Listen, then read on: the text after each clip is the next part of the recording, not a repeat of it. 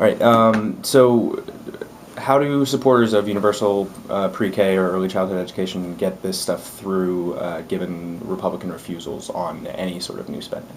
I think we have to make the case to the public that an investment in early childhood education is going to pay off both for the individual families, their communities, and our competitiveness in the long term with other countries who are making these kinds of investments. This is right for us as families, it's right for us as communities, but if we want to have workers who can compete in the coming years, we have got to invest in early childhood education.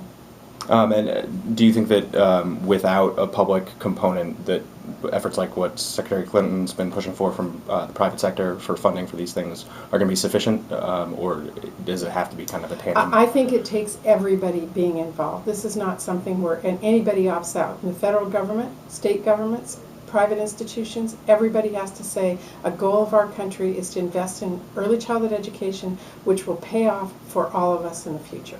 What's preventing action right now to reconcile the House and Senate budgets, and how do you personally expect that will ultimately be resolved? Well, we have passed a budget in the Senate. The House has passed the budget. The next step is for us to go to conference and work out our differences. So far, the Republicans have refused to go to conference. They want to wait till the next crisis, which is exactly my point. We should not be governing by crisis. We should be setting our goals as a country and moving forward. So I'm working very hard to get us to conference so we can make smart decisions about our country's future. And the last thing I wanted to ask you is, sequester's obviously been a large drag on the recovery, but the cuts that were proposed by Republicans during the super committee last year were even steeper.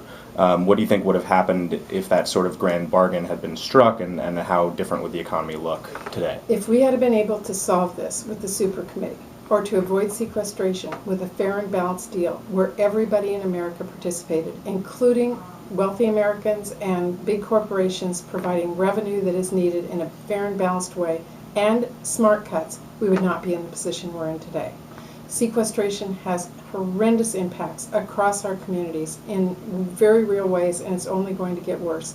We replace that with a fair and balanced approach, with smart cuts and revenue, and we can get our country back on track. All right. Thank you very much.